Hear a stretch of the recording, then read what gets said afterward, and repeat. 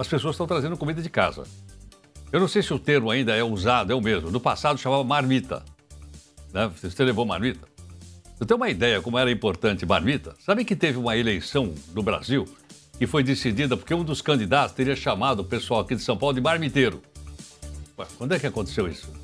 Em 1950, na eleição do Vargas, o candidato da oposição era o brigadeiro Eduardo Gomes.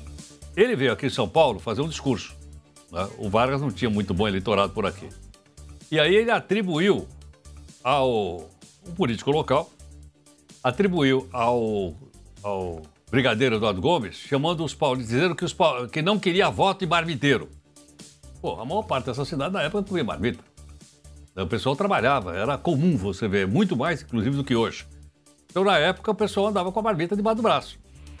E marmiteiro era uma forma de dizer, olha, você é operário, você é desqualificado, por aí afora. E ele teria, se você olhar no livro História do Brasil, tá, eu nem estou lembrando de fatos aqui.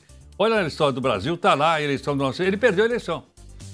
Né? Eu estou até tentando lembrar o nome do político paulista que atribuiu a ele. Nem sei se era fake, naquela época chamava fake news. Hoje tem outro nome. Mas na época, em 1950, chamava fake news. Isso aí era uma fake news atribuída a ele. E isso ajudou. Ele foi derrotado pelo Getúlio Vargas, que voltou ao poder em 1950. Né? Mas, como você sabe, todo mundo sabe, estou na escola, em 54 ele se matou. Na verdade, todo mundo sabe. Então, a questão da marmita faz parte também da nossa história. Por isso, nós vamos conversar com a Jennifer Novaes Ferreira, executiva sênior do painel de uso do Canta. Jennifer, muito obrigado por atender a Nova Brasil. Olá, bom dia. Eu quem agradeço o convite para participar aqui do programa com você, Heródoto. Eu que agradeço. Jennifer, então as pessoas saem... Ainda a gente chama de marmita o lanche que a gente leva de casa, o almoço que a gente leva de casa? Ah, sim, com certeza. A gente chama de marmita. Acredito que é um nome que ficou super popular no Brasil e o brasileiro costuma chamar de marmita, sim. Agora, o que é que leva? Houve mudança de hábito ou não? Porque a impressão que a gente tem, posso estar completamente fora, é de que as pessoas estão cada vez comendo menos em casa, cada vez menos cozinhando em casa. Isso.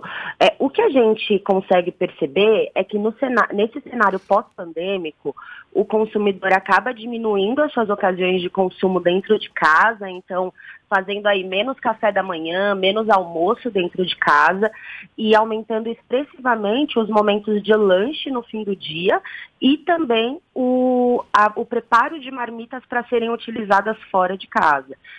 Para a gente ter uma noção, entre setembro de 2022 e setembro de 2021, a gente vê um crescimento de 12% no consumo de marmitas no Brasil, por exemplo.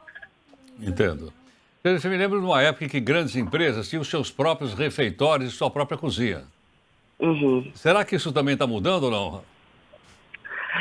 Olha, aqui na nossa pesquisa a gente não consegue ter acesso à presença de cozinhas em empresas, mas a gente sabe que hoje tem ainda muitas empresas que têm aquele lugar para você esquentar sua refeição, com um micro-ondas ou até com um marmiteiro, que acredito que é o nome que a maioria conhece. E isso também ajuda o brasileiro nesse momento em que ele precisa equilibrar o seu bolso, porque ainda é um cenário econômico desafiador, e ainda assim voltar a sair de casa, mas fazer escolhas que permitam esse equilíbrio. Então a presença desses lugares é de fato um incentivador do uso de marmitas. Agora, entre uma marmita e um alimento comprado, por exemplo, por iFood, trabalho numa empresa, por exemplo, que a gente vê o pessoal chegando na porta, né, com um pacotinho do iFood. A diferença financeira é grande, econômica é grande? Com certeza. O que a gente consegue perceber é que uma marmita que eu faço em casa, ela custa em média R$10,72.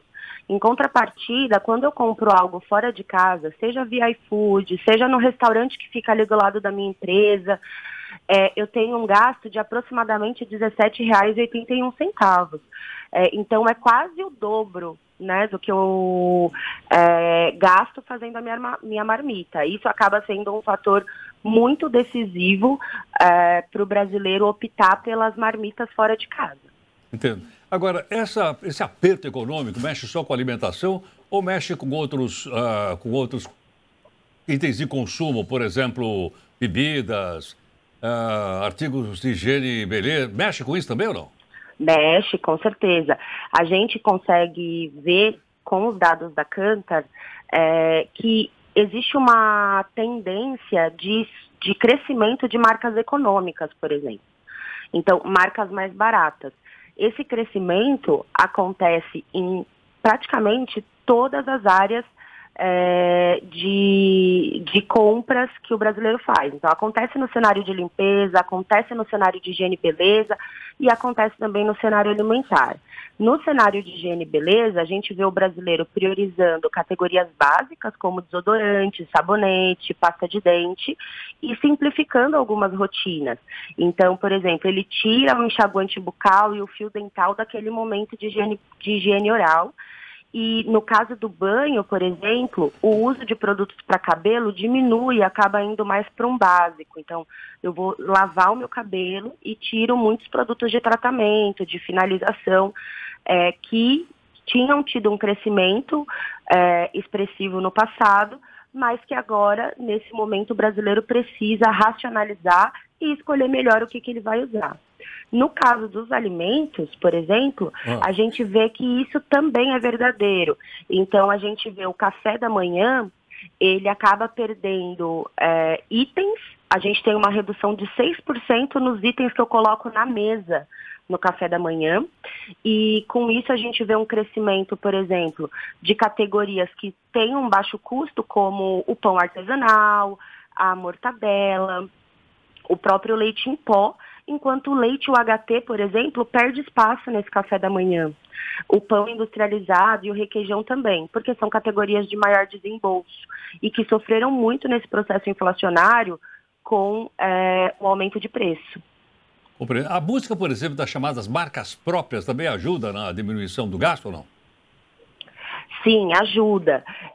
A gente vê que as marcas próprias, elas conseguem permear um local de maior custo-benefício para o brasileiro e essas marcas acabam ganhando cada vez mais espaço. Ainda no mercado, a gente vê que elas não são as grandes líderes de mercado, não são as mais importantes, né? Tem muitas outras marcas econômicas que não são marcas próprias, mas com certeza as marcas próprias também têm um papel importante nesse cenário desafiador. Perfeito. Jennifer, muito obrigado por sua gentileza, por atender aqui a Nova Brasil. Obrigada a vocês, um bom dia. Muito obrigado. Jennifer Novaes Ferreira, executiva sênior do painel de uso da Kantar, conversando um pouco conosco, né? Tá aí, portanto, mais consumo de marmita, até contei a história aí do brigadeiro, né? Pra gente pegar uma coisa interessante. E a marmita, logicamente que as marmitas de hoje são mais sofisticadas. Antigamente elas eram feitas de alumínio, não era isso ou não? Hoje elas são mais sofisticadas e tal, aparece emblema, às vezes você pode colocar ali o emblema do super-homem. Tem aquela tampinha para carregar e tudo mais. Quem tem uma marmita, super marmita, é o Rafael Tebas.